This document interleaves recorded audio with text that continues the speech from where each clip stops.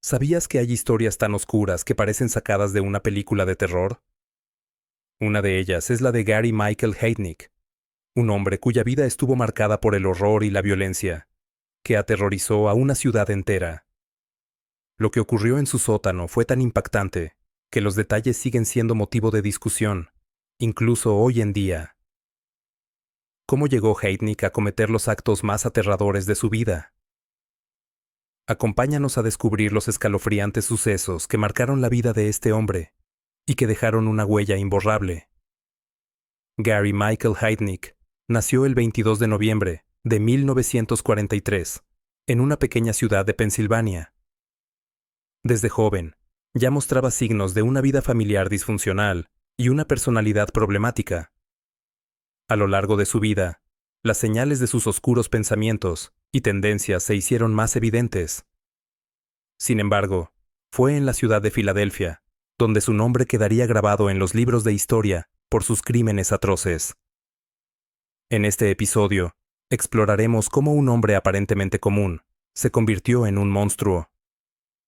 A lo largo de su infancia y adolescencia, Gary Heidnik fue víctima de constantes tensiones familiares, una situación que probablemente influyó en su desarrollo emocional y mental.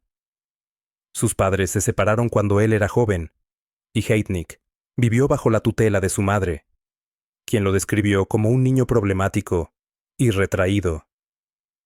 Su comportamiento errático no pasó desapercibido para los que lo rodeaban, ya que a menudo mostraba una fascinación poco saludable por el dolor y la dominación.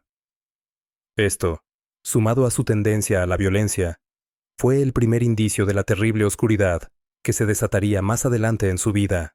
A medida que Heidnik fue creciendo, sus problemas psicológicos se intensificaron.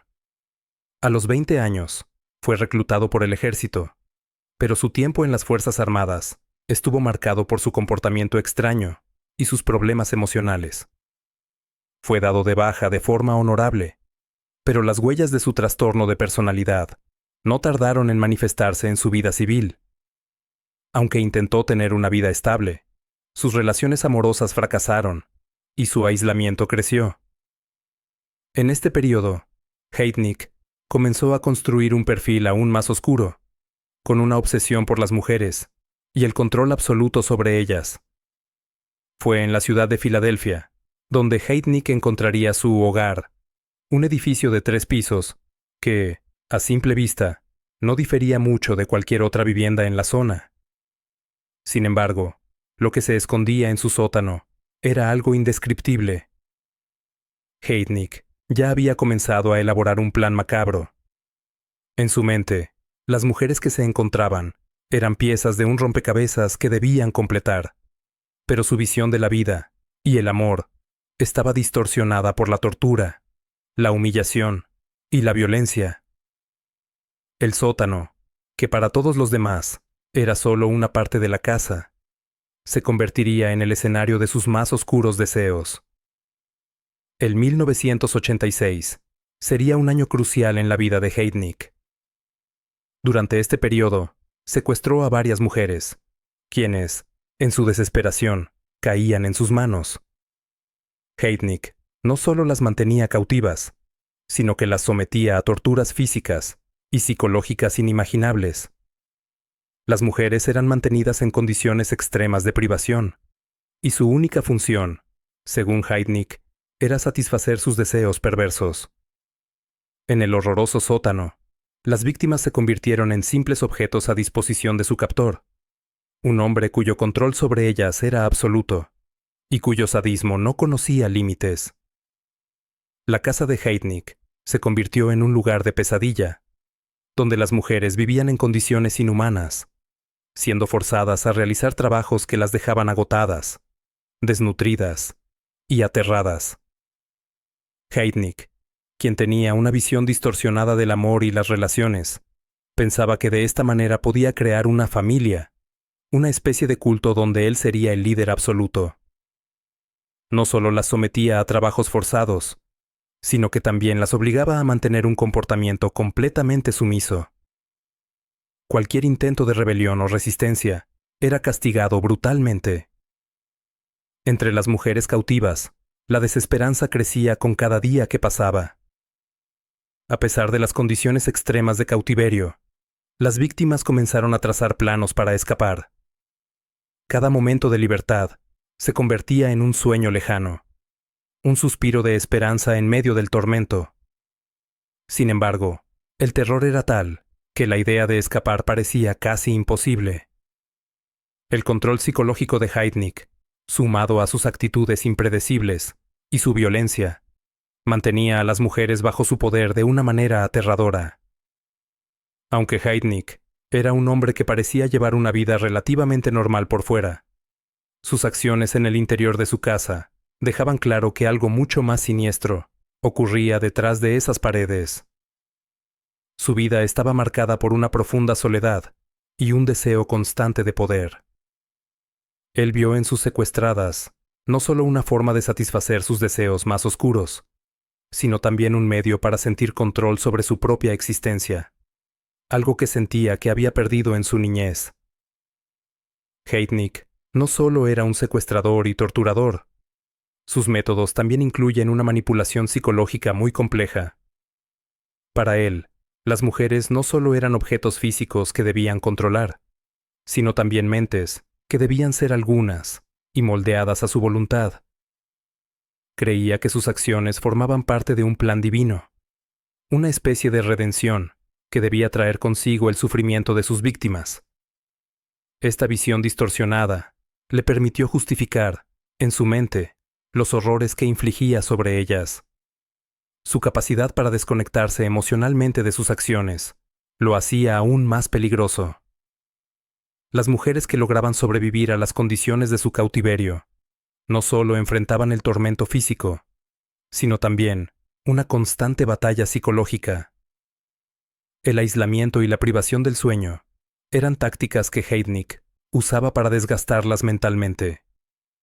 Les mostraban señales de falsa esperanza, alimentándolas con la idea de que algún día serían liberadas, pero esas promesas nunca se cumplieron. Los momentos de aparente amabilidad fueron seguidos por nuevos castigos, creando un ciclo interminable de desesperación y sufrimiento.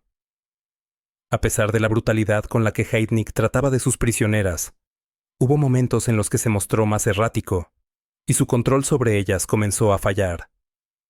Las víctimas, viendo que sus oportunidades de escapar se desvanecerían rápidamente, comenzaron a desarrollar una increíble resistencia.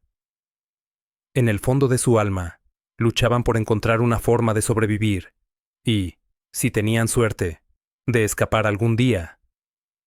La esperanza, aunque débil, seguía viva. A medida que las investigaciones avanzaban, los horrores que las autoridades comenzaron a descubrir eran aún más perturbadores de lo que se imaginaba. Heidnik no solo había secuestrado y torturado a las mujeres de manera física, sino que también empleaba una manipulación psicológica extrema. Les daban falsas esperanzas, les prometían libertad, pero las mantenían atrapadas en su red de terror. Los detalles del sótano, donde las víctimas eran obligadas a vivir en condiciones de total desesperación, eran más espeluznantes de lo que muchos pensaban. En su mente distorsionada, Heidnik las veía como herramientas para su propia satisfacción y control, despojándolas de cualquier dignidad humana. En medio de este caos, las víctimas desarrollaron una resistencia notable. Aunque muchas de ellas se encontraron en un estado físico y emocional crítico, algunas lograron encontrar la fuerza para planear su escape. Sin embargo, la vigilancia constante de Heidnik y su naturaleza impredecible hacían que cualquier intento de huida fuera extremadamente arriesgado. Cada oportunidad de libertad era un hilo frágil que se rompía rápidamente, pero la esperanza nunca desapareció completamente, incluso en los momentos más oscuros. La vida en el sótano de Heidnik se había convertido en una lucha constante por la supervivencia.